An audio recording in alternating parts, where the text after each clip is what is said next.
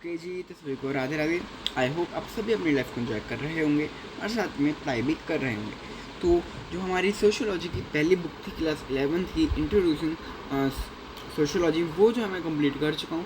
और ये अब मैं अपनी सेकंड बुक पे आया हूँ जो कि हमारी सोशियोलॉजी की क्लास 11 थी, अंडरस्टैंडिंग सोसाइटी। तो चलिए, हमारा फर्स्ट चैप्टर आज जो है ये शुरू होने वाला है। बिना किसी देरी के हम शुरू करते हैं। हमारा फर्स्ट चैप्टर होने वाला है social structure, stratification and social process in our society. चलिए बिना किसी देर के शुरू करते हैं। देखिए, सबसे पहले हम इंट्रोडक्शन देखते हैं, ठीक है। सॉरी, देखिए कहते हैं कि you will recall that the earlier book introducing sociology class 11 had begun with the discussion of the relationship between personal problems and social issues. जैसे कि जो मैं भाई क्लास 11 की ऑफकोर्स जो हमारी पहली बुक थी इंट्रोड्यूसिंग सोशियोलॉजी, वो हमने शुरू करी थी एक डिस्कशन के साथ, जिसमें हम जानने वाले थे रिलेशनशिप किसके बीच में हम जानने वाले थे, relationship between the personal problems and social issues, जो कि हमने पढ़ा भी है ना। So we also saw how individuals are located within collectivities such as groups, classes, gender, caste and tribe। और जैसे कि हमने देखा कि भाई जो इंडिविजुअल है वो किसी भी खाली एक ही कलेक्टिविटी, एक ही ग्रुप का पार्ट नहीं, वो बहुत सारे ग्रुप, बहुत ही सारी कलेक्टिविटीज़ का जो है वो पार्ट है, मेंबर है। जैसे कि भाई क्लासेस का, ग्रुप का, जेंडर का, कास्ट का, ट्राइब का। देखिए, अगर मैं आपका एग्जाम्पल लूँ तो आप जो हैं वो किसी ऐसा तो नहीं है बस एक ही कास्ट के मेंबर है। अगर आप हिंदू हैं तो हिंदू ही हैं आप, वो तो नहीं है। आप भाई एक क्लास जाते हो, स्कूल में क्लास है आपकी, तो आप क्लास के भी मेंबर हो। आप क्लास के मेंबर के साथ साथ फिर एक स्कूल के भी जो है मेंबर हो, स्टूडेंट हो।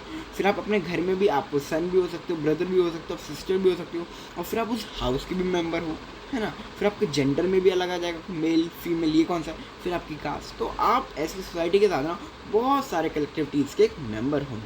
और भी बहुत होते हैं, जैसे अगर आप किसी शॉप पे जाते हो तो शॉपकीपर आपके बीच में जो है, कस्टमर के बीच में रिलेशनशिप बन रही है, बिल्ड हो रही है, तो आप जो एज अ कस्टमर हो, समझ रहे हैं आप। तो Indeed each of you is a member of just one kind of collective, not just one kind of collective. वही लाइन यहाँ पे आ गई कि इंडीड ईच ऑफ यू, आप में से कोई सब जो है वो खाली एक ही कलेक्टिविटी के मेंबर नहीं हूँ, बहुत सारी कलेक्टिविटी के मेंबर हूँ। But many overlapping one, but बहुत सारी क्यों जो कि एक के ऊपर एक ही ओवरलैप करते चले जाते हैं, जैसे स्कूल वाली थी।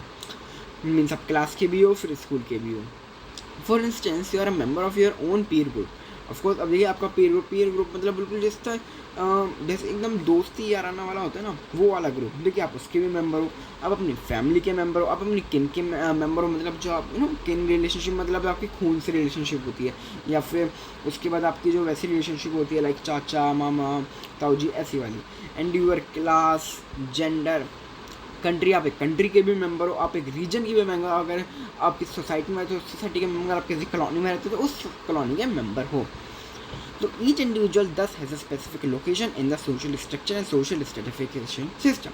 यही चीज़ जो थी हमने सारी इंट्रोड्यूसिंग सोशियोलॉजी जो हमारी बुक थी उसमें जानी थी कि ईच इंडिविजुअल, हर एक इंडिविजुअल की social stratification system and social stratification system and social structure में एक स्पेसिफिक लोकेशन है।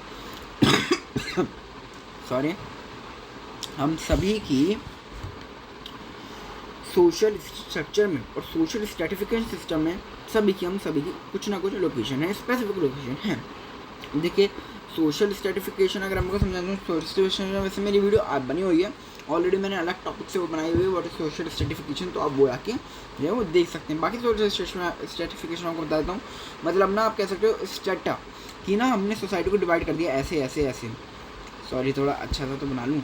हम सोसाइटी को ना डिवाइड कर चुके हैं पहले इसमें। देखिए, आपको इससे थोड़ा अच्छा समझ आएगा। जैसे अगर हम कास्ट के बेसिस पे बात करें तो जैसे ये एक हो गया, तो एक है कि अगर आप क्लास की बेसिस पे बात करें तो ये हो जाएगा आपका रिच क्लास, ये हो जाएगा आपका मिडिल क्लास, ये हो जाएगा आपका पुअर क्लास, ऐसे। ठीक है, ये रिच क्लास, ये मिडिल क्लास, ये पुअर क्लास, ऐसे हमने जो है सोशल स्ट्रेटिफिकेशन में डिवाइड कर दिया। अब देखिए, नेक्स्ट चीज़ आती है हमारी, दिस ऑल्सो इम्प्लाइज, ये हाईलाइट करने वाली बात है, this also implies that they have different levels and types of access to social resources. ठीक है, आप यहाँ से लेके ये भी पूरा जो है अपना अंडरलाइन अपन कर लेंगे, यहाँ से लेके यहाँ तक। ओके, ये ठीक है। एंड इसमें भी अपन को एक्शन तक जो है वो हाईलाइट या फिर आप अंडरलाइन कर सकते हैं। ओके, चलिए अब पढ़ते हैं क्या चीज़ें आखिर है। देखिए अब यहाँ पे ना थोड़ी ना सोशल स्ट्रेटिफिकेशन की जो है ये बात करने जा रहा है, तो आप उन चीज़ों को उसी के नज़रिए से देखिएगा। देखिए कहता है कि this also implies that they have different levels and types of access to social sources. मतलब इन सभी के पास डिफरेंट लेवल्स हैं, दे हैव डिफरेंट लेवल्स। एक ये हम खाली क्लास की जो है वो बात करने वाले हैं, वो आपकी स्कूल वाली क्लास है, सोसाइटी की class, rich class, middle class, poor class, वो वाली क्लास। तो ये कहता है कि this also implies that they have different levels. सभी की तीन, ये एक लेवल हो गई, ये दो लेवल, ये तीन लेवल, तीन लेवल्स हमारे डिफरेंट डिफरेंट लेवल्स हैं। और तीनों ही लेवल्स में जो लोग हैं उनके पास, इंडिविजुअल्स के पास क्या है,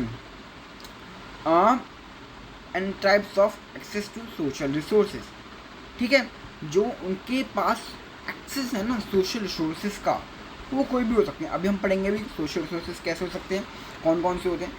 उनका जो एक्सेस है वो अलग अलग टाइप्स का है। लाइक जो आपको यहाँ पे रिच क्लास होगा, ये जो रिच क्लास है इनको जो है बहुत सारे सोशल रिसोर्सेज होंगे, बहुत सारी अपॉर्चुनिटीज़ होंगी, जैसे कि आप जान ही पाएँ। और फिर जो है मिडिल क्लास है हमारे, इनके पास थोड़े उनसे कम रिसोर्सेज होंगे भैया, थोड़े क्या बहुत ही हो जाता है गैप, ठीक है, बहुत कम रिसोर्सेज होंगे सोशल रिसोर्सेज। फिर जो पुअर क्लास है इनके पास तो भाई बिल्कुल ना कि ही बराबर सोशल रिसोर्सेज होंगे, समझ रहा। In other words, the choices of an individual has in life in the terms of school goes to school at वो depend on the social status। अगर हम एक स्कूल का एग्जांपल दे देते हैं, जैसे कि भाई हम स्कूल पे डिपेंड करता है कि बच्चा जो है, और आपको ऐसे पता है कि जिसके पास इतना ज़्यादा पैसा होगा वो उतना अच्छे स्कूल में जो है अपने बच्चे को पढ़ने के लिए भेजेगा। देखिए स्कूल सभी होते हैं, बराबर होते हैं, बट द डिफरेंस जो आ जाता है यहाँ पे आ जाता है फैसिलिटीज़ का, अपॉर्चुनिटीज़ का, वो जो यहाँ पे डिफरेंस आ जाता है। टीचर सभी अच्छे हैं, ठीक है। तो जो बड़ा हमारे जो रिच पेरेंट्स होंगे, रिच लोग होंगे, वो अपने बच्चों को और बड़े महंगे बड़े स्कूल में पढ़ने के भेजेंगे, ठीक है, बड़े बड़े स्कूल होते हैं। और जो मिडिल क्लास होंगे वो थोड़ा मिडिल के ही स्कूल में भेजेंगे, और जो पुअर क्लास होते हैं वो तो बिल्कुल एकदम सरकारी स्कूल में डाल देते हैं, गवर्नमेंट स्कूल में। तो वही बताना चाह रहा है कि भाई ठीक है, वो डिपेंड वो किस में डिपेंड करेगा, ये सब चीज़ें आपकी डिपेंड करेगा सोशल स्ट्रेटम पे, कि आप जो सोशल स्ट्रेटिफिकेशन है ना, ये चीज़ इसमें आप कहाँ पर आते हो, क्या आप रिच क्लास हो, क्या आप मिडिल क्लास हो, क्या आप पुअर क्लास हो, ये। और देखिए ये हो गया एक सोशल रिसोर्स। जैसे कि और सोशल रिसोर्स कि भाई आप कैसे कपड़े पहनोगे, आप क्या फूड कंज्यूम करोगे। अगर आप ऑफकोर्स रिच हो तो आप और भी बहुत ज़्यादा healthy, hygienic, organic food consume कर पाओगे।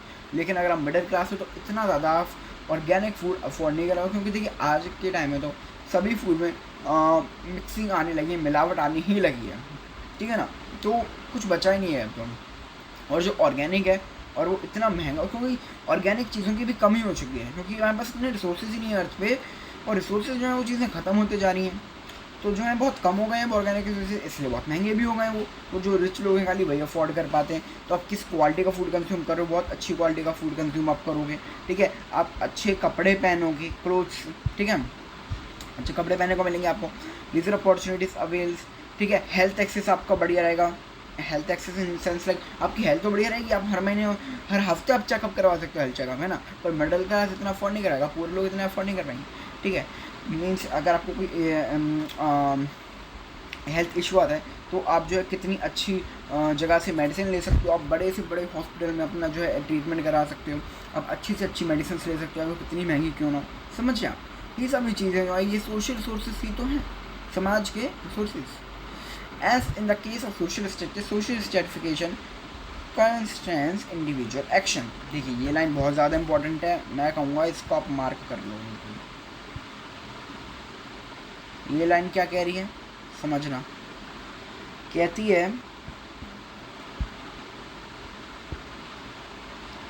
एक सेकेंड, ये लाइन कहती है कि अगर हम सोशल स्ट्रक्चर के केस में देखें तो जो सोशल स्ट्रेटिफिकेशन है ना, जो हमने क्लास को डिवाइड करा हुआ है, सोसाइटी को डिवाइड करा हुआ है, वो एक इंडिविजुअल हमारे एक्शंस जो हैं उनको कंट्रोल करती है, रेगुलेट करती, समझा है। मतलब जो सोसाइटी है, जो ये हमने बांट रखा है सोशल स्ट्रेटिफिकेशन है, ये एक इंडिविजुअल के एक्शन को क्या वो क्या करेगा क्या नहीं करेगा वो उसको कंस्ट्रेंट करती है, मतलब रेगुलेट करती है। आप इसका मीनिंग लिख सकते हो, जगह नहीं रेगुलेट करती है और कंट्रोल करती है, ठीक है ना। अब देखिए और अभी आप चलिए चैप्टर में थोड़ा थोड़ा, भी तो फर्स्ट चैप्टर है, समझ में आ जाएगा आपको क्या है समझ। One of the central concerns of the sociological perspective, I think हमारी रिकॉर्डिंग हो तो ये कितना टाइम हो गया है, 10 मिनट्स हो चुके हैं, तो मेरे को लगता है यहीं पे हम लोग को लेक्चर रोक देना चाहिए। नेक्स्ट लेक्चर में मैं आपको जो है इसके आगे का पार्ट कंटिन्यू करूँगा, जब तक के लिए राधे राधे।